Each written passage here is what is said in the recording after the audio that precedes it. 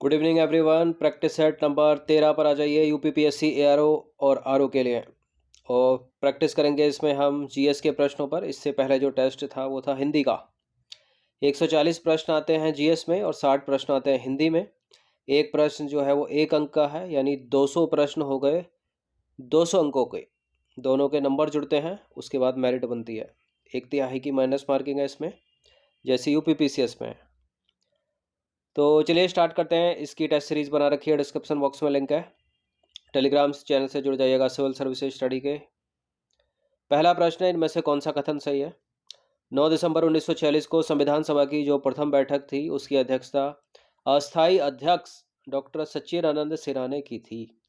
और 11 दिसंबर 1946 को संविधान सभा ने पंडित जवाहरलाल नेहरू को निर्विरोध संविधान सभा के स्थायी अध्यक्ष के रूप में निर्वाचित किया था। देखिए, पहला वाला तो सही है लेकिन दूसरा गलत है। पंडित जवाहरलाल नेहरू की जगह होगा डॉक्टर राजेंद्र प्रसाद। तो 2 को हटा दीजिए।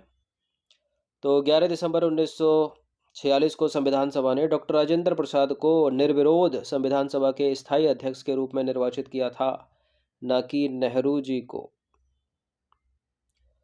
नंबर 2 पर आ जाइए।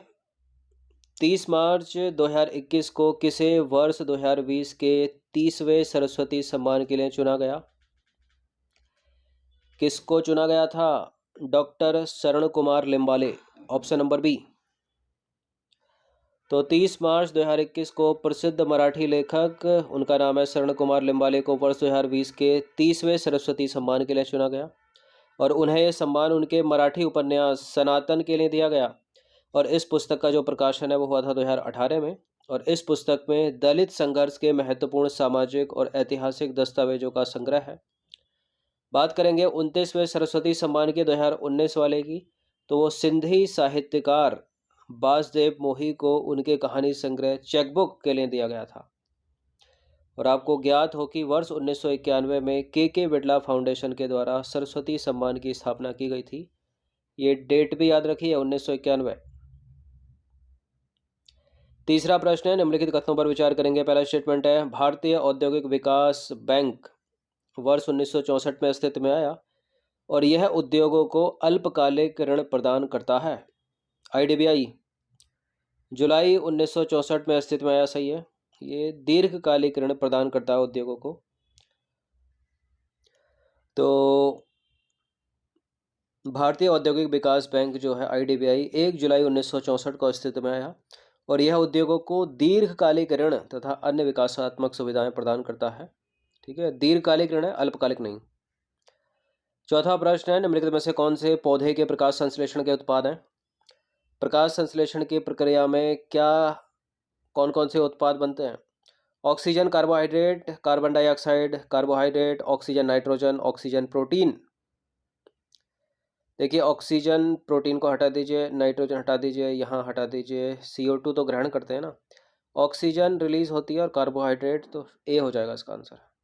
ठीक है, तो पौधे प्रकाश संश्लेषण की प्रक्रिया में जो है भोजन बनाते हैं, ऑक्सीजन को रिलीज करते हैं और कार्बोहाइड्रेट बनाते हैं। पांचवा प्रश्न है, निम्नलिखित में से कौन सा कथन सही है। मानव का जो हृदय है वो 4 कक्षों में बटा होता है और ऑस्टियोसाइट अस्थि में, कंड्रोसाइट उपास्थि में और थ्रम्बोसाइट रुधिर में पाया जाता है।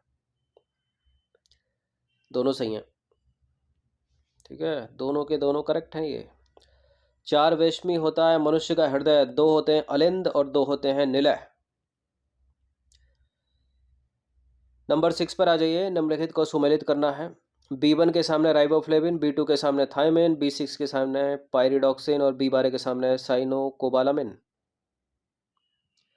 देखिए, B1 का रासायनिक नाम है थायमिन, B2 का है राइबोफ्लेविन, B6 का पायरिडॉक्सिन, B12 का साइनोकोबालामिन। तो A का हो जाएगा B, B का हो जाएगा 1, बाकी 3 का C है और 4 का D है।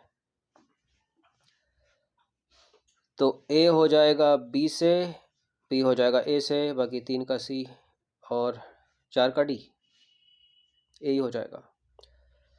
तो विटामिन B1 का थायमिन, B2 का राइबोफ्लेविन, B6 का पायरिडॉक्सिन, B12 का है साइनोकोबालामिन, बाकी D का कैल्सीफेरॉल, E का टोकोफेरॉल, K का फ्लोक्विनोन, A का रेटिनॉल, ये सब इंपॉर्टेंट है, याद रखिए, पूछ लिए जाते हैं। अगर पूछा है कि बेरी बेरी किस विटामिन की कमी से होता है, तो उत्तर है थायमिन। और ये प्रश्न पूछा था अभी यूपीपीसीएस में, वहां लिखा था राइबोफ्लेविन। क्वेश्चन नंबर 7 पर आ जाइए। निम्नलिखित में से कौन सा सही कथन, उसकी पहचान करनी है। भारत के संविधान की उद्देशिका में यानी प्रस्तावना में 3 प्रकार के न्याय की व्यवस्था की गई है। कौन कौन से हैं वो 3 प्रकार के न्याय? और दूसरा स्टेटमेंट है, सामाजिक न्याय से तात्पर्य है कि प्रत्येक व्यक्ति के साथ जाति, रंग, धर्म, लिंग के आधार पर बिना भेदभाव किए समान व्यवहार।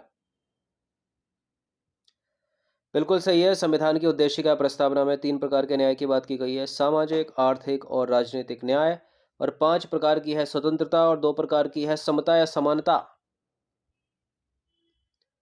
तो भारत के संविधान की उद्देशिका अथवा प्रस्तावना में 3 प्रकार के न्याय की व्यवस्था की गई है, सामाजिक, आर्थिक और राजनीतिक न्याय। और सामाजिक न्याय से तात्पर्य है कि प्रत्येक व्यक्ति के साथ जाति, रंग, धर्म, लिंग के आधार पर बिना भेदभाव किए समान व्यवहार करना। और आर्थिक न्याय से तात्पर्य है कि आर्थिक आधार पर किसी के साथ भेदभाव ना होना। और राजनीतिक न्याय का अर्थ है कि प्रत्येक व्यक्ति को समान राजनीतिक अधिकार प्राप्त होना। देखिए, सामाजिक, आर्थिक और राजनीतिक न्याय के इन तत्वों को कहां से लिया गया है? रूस के बोल्शेविक क्रांति से। क्वेश्चन नंबर 8 पर आ जाइए। निम्नलिखित में से कौन से एल्युमिनियम के मुख्य खनिज हैं? Bauxite, feldspar, cryolite. बॉक्साइट तो है, क्रायोलाइट है क्या? क्रायोलाइट भी है, फेल्सपर भी है, तीनों के तीनों हो गए, डी है इसका आंसर। तो एल्युमिनियम मुक्त अवस्था में नहीं पाया जाता, संयुक्त अवस्था में यह धातु विभिन्न अयस्कों के रूप में पाया जाता है।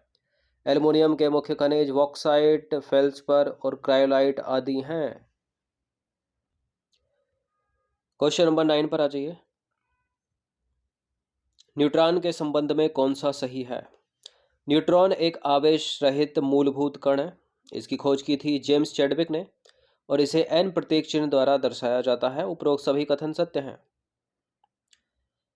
देखिए, बिल्कुल, न्यूट्रॉन एक आवेश रहित मूलभूत कण है, जेम्स चैडविक ने खोज की थी, एन प्रतीक चिन्ह से दर्शाया जाता है। सारे के सारे करेक्ट हो गए, डी।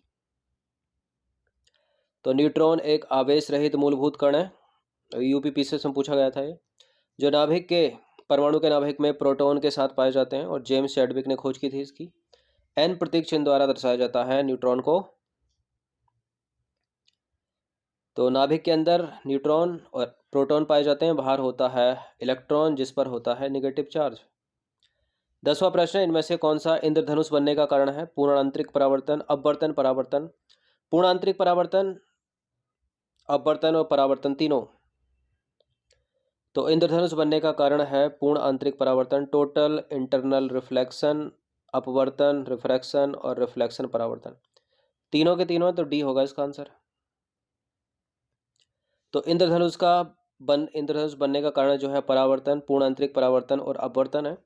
इंद्रधनुष हमेशा सूर्य के विपरीत दिशा में दिखाई देता है और यह प्रातः पश्चिम में एवं सायंकाल में जो है पूर्व दिशा में ही दिखाई देता है। 11वां प्रश्न है, निम्नलिखित कथनों पर विचार करेंगे। चरकुला नृत्य जो है उत्तर प्रदेश के ब्रज क्षेत्र से संबंधित है और यह जो नृत्य है वो होली या उसके दूसरे दिन रात्रि के समय में गांव में लोगों के द्वारा सिर पर मिट्टी के घड़े रखकर किया जाता है और इस घड़े के ऊपर दिया और रखा जाता है। दोनों सही हैं। तो चरकुला नृत्य जो है उत्तर प्रदेश के किस क्षेत्र का है? ब्रज क्षेत्र का है। यह नृत्य होली के दिन या होली के अगले दिन रात्रि के समय में गांव के लोगों के द्वारा सिर पर मिट्टी के घड़े और घड़े के ऊपर दीपक, वो भी जलता हुआ, रखकर जो है किया जाता है चरकुला। पंपास, 12वां प्रश्न है। पंपास दक्षिण अमेरिका में शीतोष्ण घास स्थलों को पंपास कहा जाता है क्या? और यह घास का मैदान मुख्य रूप से अर्जेंटीना में स्थित है क्या? दोनों सही हैं, ठीक है, सी है इसका आंसर। तो दोनों के दोनों करेक्ट हो गए। घास के मैदान पूछ ले जाते हैं, पंपास, सवाना बड़े पूछे जाते हैं, और प्रेरी हो गया, स्टेपी हो गया। 13वां प्रश्न है, डिगबोई परीक्षणशाला की स्थापना कब की गई थी? डिगबोई जो असम में स्थित है, इस परीक्षणशाला की स्थापना की गई थी देश की आज़ादी से पहले है ये, तो 1950 को हटा दीजिए, 55 को हटा दीजिए। बंगाल विभाजन से ही पहले है, 1905 से 1901 में। तो डिगबोई परिष्करणशाला की स्थापना असम ऑयल कंपनी लिमिटेड द्वारा वर्ष 1901 में की गई थी। नंबर 14 पर आ जाइए। निम्नलिखित कथनों पर विचार करेंगे। पहला स्टेटमेंट है, रिक्टर स्केल का प्रयोग भूकंप की तीव्रता मापने के लिए किया जाता है। और जेम्स रिक्टर, देखिए एक्टर नहीं है, रिक्टर लिखना था। जेम्स रिक्टर के नाम पर इस पैमाने का जो नाम है वो रिक्टर स्केल पड़ा।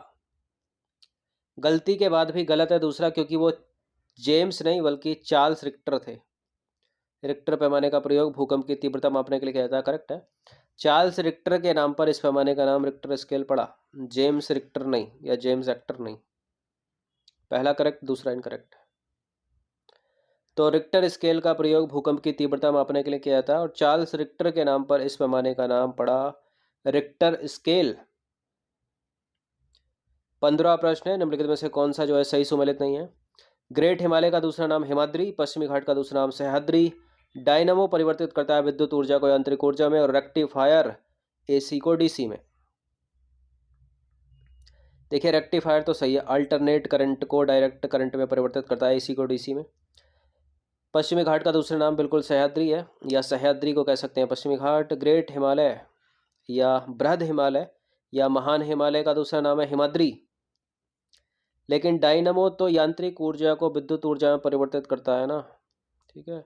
काइनेटिक एनर्जी को इलेक्ट्रिक एनर्जी में कन्वर्ट करता है डायनामो। गलत है यहाँ पर सी, ठीक है। तो डायनामो यांत्रिक ऊर्जा को विद्युत ऊर्जा में परिवर्तित करता है, ना कि विद्युत ऊर्जा को यांत्रिक ऊर्जा में। 17वां प्रश्न है, 20 प्रश्न ऐड है इसमें। निम्न में से कौन सा कथन सही है। 1907 के सूरत अधिवेशन की अध्यक्षता के सामने लिखा डॉक्टर रास बिहारी बोस, और 1916 के कांग्रेस अधिवेशन की अध्यक्षता के सामने लिखा अंबिका चरण मजूमदार। ये प्रिंटिंग मिस्टेक है, घोष होना चाहिए, ठीक है। तो करेक्ट है दोनों के दोनों स्टेटमेंट ही है, वैसे सी है इसका आंसर, सी, दोनों के दोनों सही हैं। तो देखिए, नरम दल और गरम दल के बीच विभाजन वर्ष 1907 में कांग्रेस के सूरत अधिवेशन में हुआ था। इस अधिवेशन की अध्यक्षता डॉक्टर रास बिहारी घोष ने की थी, और वर्ष 1916 के लखनऊ अधिवेशन में तिलक और एनी बेसेंट के प्रयासों से कांग्रेस के ये दोनों दल एक हो गए, और कांग्रेस के इस अधिवेशन की अध्यक्षता की थी अंबिका चरण मजूमदार ने। 1916 का अधिवेशन लखनऊ का, 1907 का कांग्रेस अधिवेशन, उसका भी याद रखिए, रास बिहारी घोष। 18वां प्रश्न क्या कहना चाहता है। 29 मार्च डैश को डैश बंगाल इन्फेंट्री के मंगल पांडे ने विद्रोह की पहली गोली बैरकपुर में चलाई थी। मंगल पांडे को 8 अप्रैल डैश को फांसी पर लटका दिया गया और 34वीं रेजिमेंट को भंग कर दिया गया। तो फिलिंग द ब्लैंक्स कौन सा करेक्ट होगा इसमें। देखिए, मंगल पांडे 34वीं नेटिव इन्फेंट्री के जवान थे या 24वीं।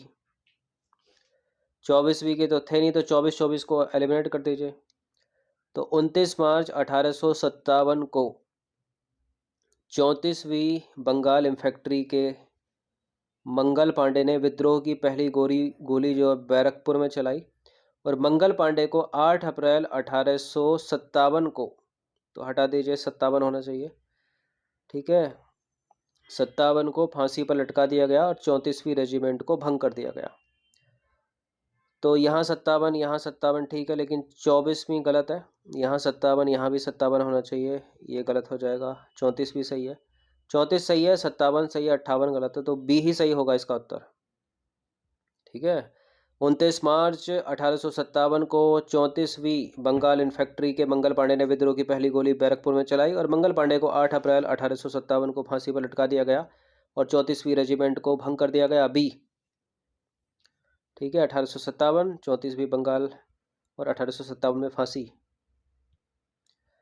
क्वेश्चन नंबर 19 पर आ जाइए। राजा राम मोहन राय को निम्नलिखित में से क्या क्या कहा जाता है। भारतीय पुनर्जागरण का पिता, नए भारत का पैगंबर, नव प्रभात का तारा और नव जागरण का अग्रदूत। देखिए, भारतीय पुनर्जागरण का पिता तो कहा जाता है, नव जागरण का अग्रदूत भी कहा जाता है। 1 और 4 है, नहीं है, क्योंकि नए भारत का पैगंबर भी कहा जाता है, नव प्रभात का तारा भी कहा जाता है, सब कुछ कहा जाता है। डी है इसका आंसर, 1 2 3 4। तो राजा राम मोहन राय को भारतीय पुनर्जागरण का पिता, नए भारत का पैगंबर और नव प्रभात का तारा और नव जागरण का अग्रदूत कहा जाता है। क्वेश्चन नंबर 20 पर आ जाइए। निम्नलिखित में से कौन सा युद्ध बाबर और इब्राहिम लोदी के बीच हुआ था जिसमें बाबर को विजय प्राप्त हुई और इब्राहिम लोदी युद्ध क्षेत्र में मारा गया? देखिए, पानीपत का युद्ध, फर्स्ट बैटल ऑफ पानीपत, खानवा, चंदेरी, घाघरा, ये सब बाबर के द्वारा लड़े गए युद्ध हैं। पानीपत के दूसरे युद्ध में तो अकबर था, तो इसको तो हटा दीजिए। खानवा के युद्ध में बाबर ने राणा सांगा को हराया था, इसमें भी हटा दीजिए। यहाँ बात हो रही है इब्राहिम लोदी की, तो पानीपत के प्रथम युद्ध की बात हो रही है यहाँ पर। ठीक है, चंदेरी के युद्ध में बाबर ने मेदिनी राय को हराया था, तो ये भी हट जाएगा। सी इसका आंसर हो जाएगा। तो पानीपत का प्रथम युद्ध हुआ था 21 अप्रैल 1526 को बाबर और इब्राहिम लोदी के बीच, और इस युद्ध में बाबर को विजय प्राप्त हुई और इब्राहिम लोदी युद्ध क्षेत्र में मारा गया। और दूसरा युद्ध जो हुआ था पानीपत का, वो हुआ था अकबर और हेमू के बीच। ठीक है, 1526 में, हाँ 1556 में। पहला 1526, दूसरा 1556 और तीसरा हुआ था 1761 में मराठा और अफगानों के बीच। तो ये 20 प्रश्न थे जीएस के, इनकी प्रैक्टिस एक बार कर लीजिएगा। 140 प्रश्न आते हैं इसमें, और इन 140 प्रश्नों में 12 से 15 प्रश्न जो है वो रीजनिंग के भी आते हैं। ठीक है, एक दो प्रश्न रीजनिंग के हो गए, एक आधा प्रश्न जो है मैथ का, एक आधा श्लोक का सवाल पूछ लिया, एक आधा त्रिभुज की आकृति पूछ ली। तो एक छोटा सा 12 से 15 नंबर का इसमें देखा जाए तो हल्का सा सी सेट भी है, छोटा सा। तो 140 प्रश्न ये हो गए, और 60 प्रश्न हिंदी के, 200 प्रश्न 200 अंक के।